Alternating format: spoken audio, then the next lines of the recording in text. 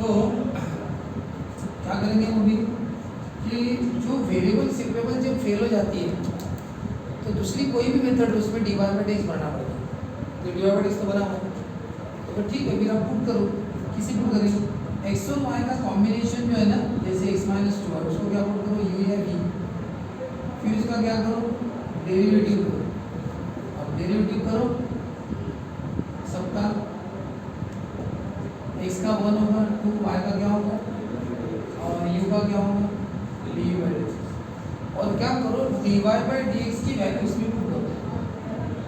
एक अच्छी तरह से देखो तुम, dy बाई dx की वैल्यू निकाल के पुट करने से अच्छा, dy बाई dx वैल्यू निकलती है कैसे, पहले 1 को भेजना पड़ेगा, प्लस 1 का क्या होगा माइनस 1, फिर इस माइनस 2 में मल्टीप्लाई किया तो क्या करना पड़ेगा डिवाइड करना पड़ेगा, फिर उसमें dy बाई dx की वाली वैल्यू पुट करनी पड़ेगी।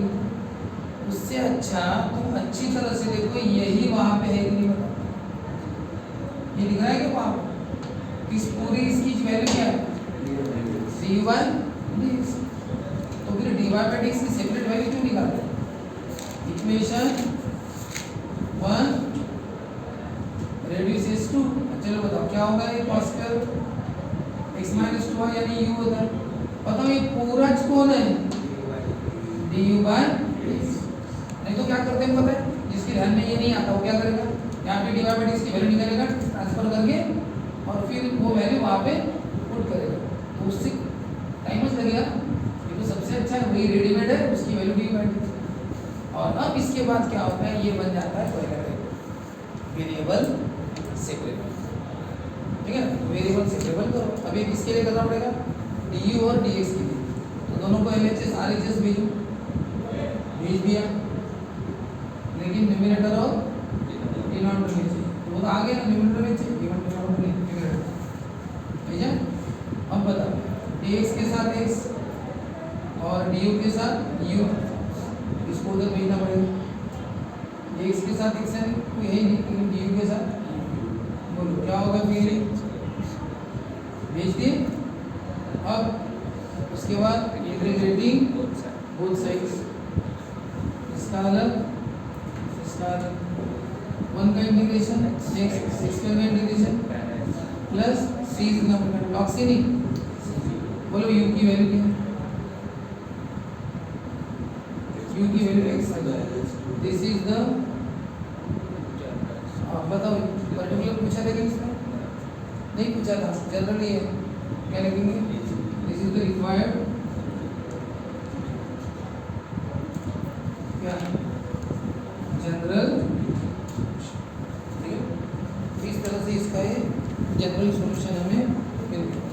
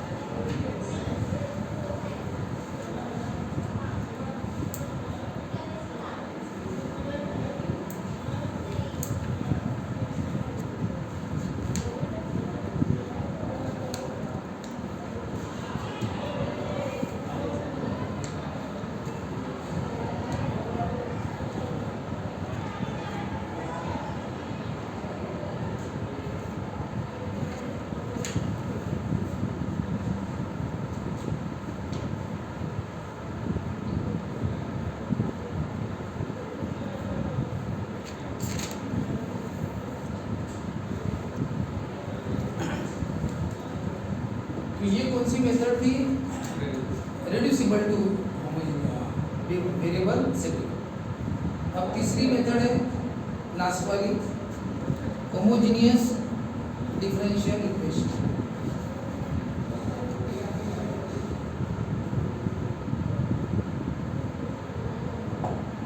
ये होमोजेनियस डिफरेंशियल इक्वेशन क्या होता है, कैसे होता है,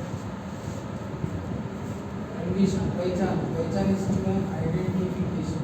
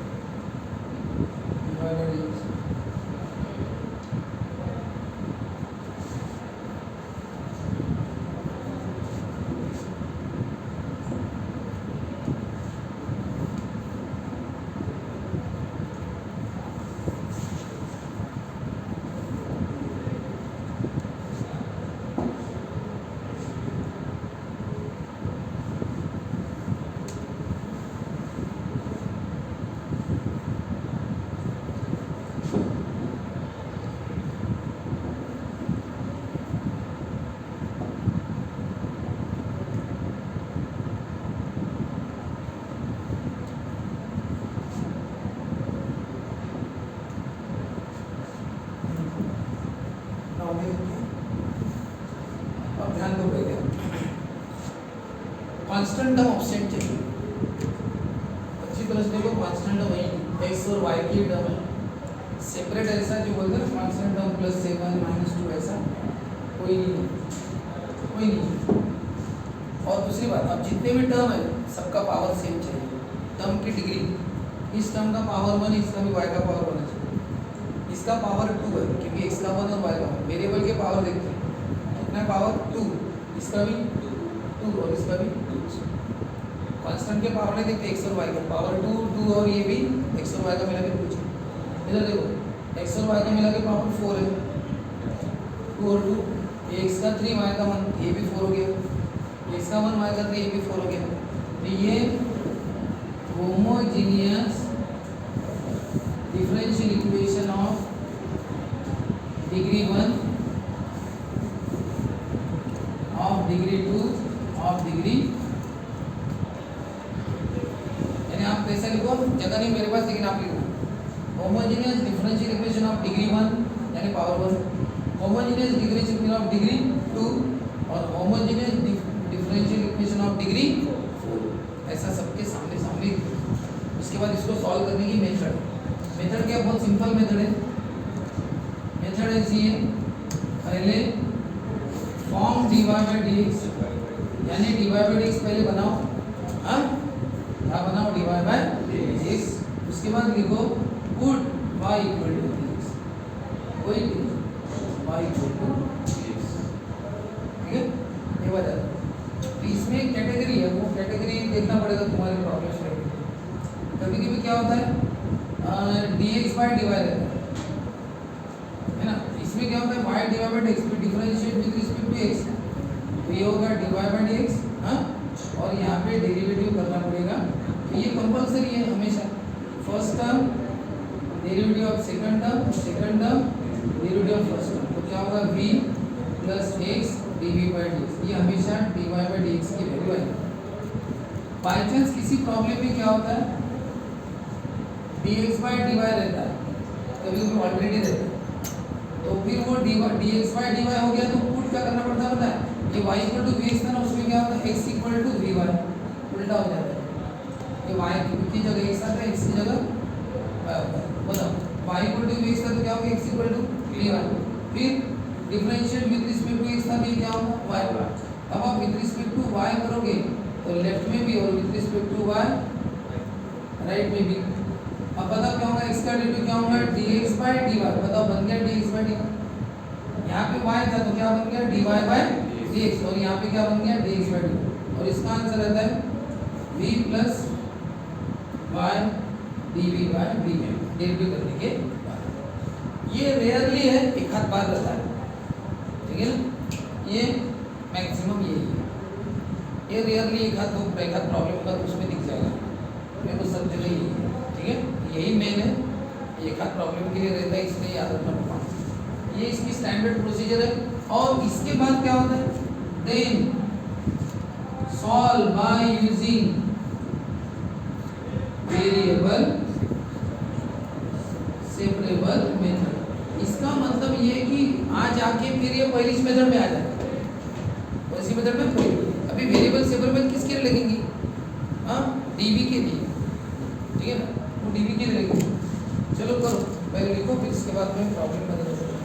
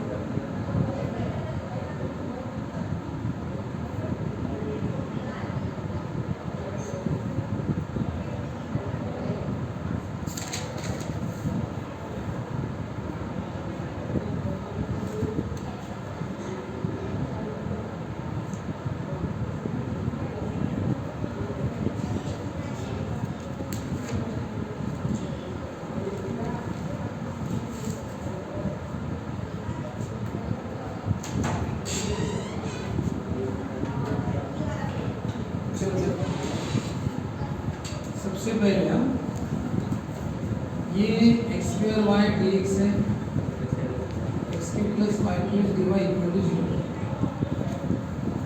गिवन डिफरेंशियल इक्वेशन। देखना सबसे पहले हम एक बात करके देखते हैं हमेशा, क्या वेरिएबल सेपरेबल, ये याद रखना, क्योंकि वहाँ पे कोई मेथड लिख के आती नहीं है। तो पहले आप क्या करके देखोगे, क्या करके देखोगे, वेरिएबल सेपरेबल, यानी dx इधर dy उधर, इसको उधर भेजा।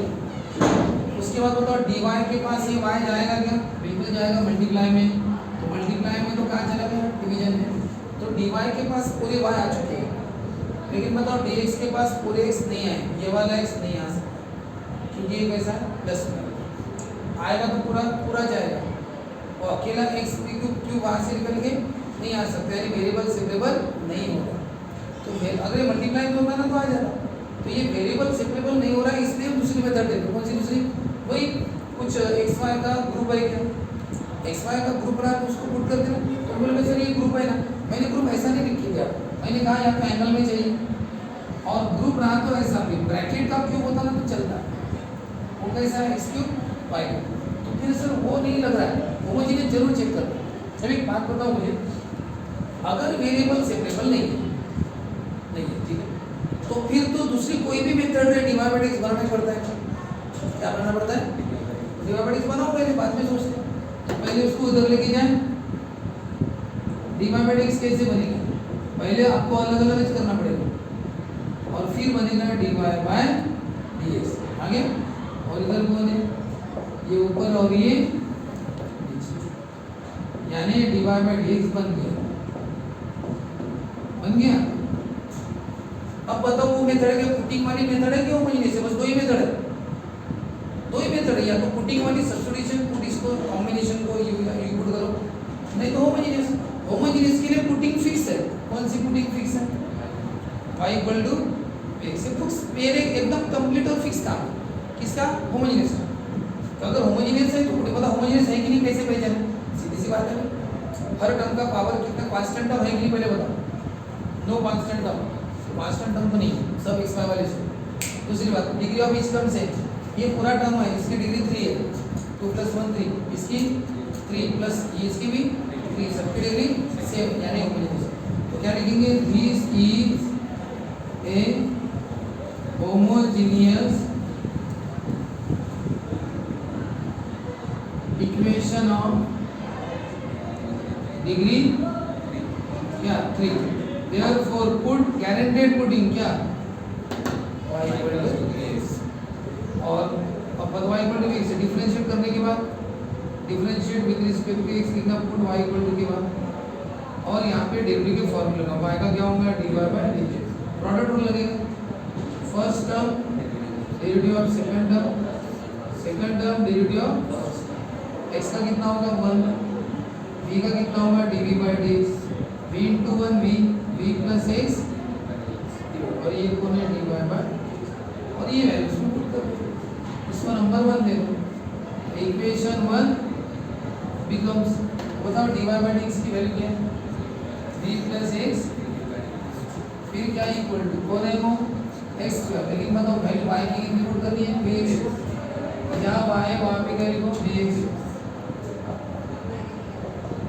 y की जगह vx, और ये कौन है क्यूब, अब बोलो क्या होगा, वो x क्यूब v होगा, ये x क्यूब और ये v cube x cube, bracket का क्यूब है v क्यूब और x क्यूब, ये x क्यूब होगा और v, अच्छे से देखो कुछ हो रहा है, x क्यूब निकलता है नीचे से कॉमन, x क्यूब निकल गया तो 1 और x क्यूब निकल गया तो v क्यूब, अब बताओ ये दोनों क्या हो जाएंगे आंसर, और v plus x dv by, sir ये put y equal to guaranteed है, फिर ये डिवाइड बाय x की वैल्यू वही निकलना, वही, then solve by using variable, आपको वैल्यू पुट करनी पड़ेगी ना, ठीक है, डिवाइड बाय x की वैल्यू आपने ये वाली पुट कर दी, ये आप देखो डिवाइड बाय x की वैल्यू ये वाली है, x स्क्वायर y के लिए x है, ये सब कर दिया है, सॉल्व भी कर दिया, उसके बाद क्या करना है, वेरिएबल सेपरेबल हुई, अब वेरिएबल सेपरेबल dv और dx के लिए मतलब ये दोनों पहले के सारे थे, लेकिन नहीं आ सकते, क्यों, साथ में प्लस भी है, प्लस भी होने के कारण लेके नहीं जा सकते। तो बताओ प्लस बी का क्या होगा? माइनस। तो पहले उसको सॉल्व भी तो कर लो, बाद में लेके जाना। ये क्या है? नीचे 1 है, 1 प्लस बी, ये बी माइनस क्या होगा? ये समझेंगे, इंटू 1 नहीं, minus B into 1 minus B, और ये minus B plus B minus B आगे। अब बताओ x dv by dx। अब करो वेरिएबल से वेरिएबल, dx उधर लेके जाओ। हाँ सर भैया, दोनों न्यूमरेटर में आ गए और दोनों LHS आ रहे हैं, लेकिन dx के साथ कौन चाहिए? dx के साथ x नीचे लेके जाओ, मल्टीप्लाई करके डिवाइड करो, और ये इधर रहेगा। तो बताओ क्या होगा? लेकिन तो माइनस है नहीं, ये भी जो नीचे वाला है वो ऊपर, ऊपर वाला का आएगा ये ऊपर क्या करो, लेकिन तो माइनस इधर रहेगा, अच्छा लेकिन माइनस उधर इधर लाएगा, कोई बाद में प्लस नहीं आता। और अब क्या करो? इंटीग्रेटिंग बोथ, बोलो क्या होगा?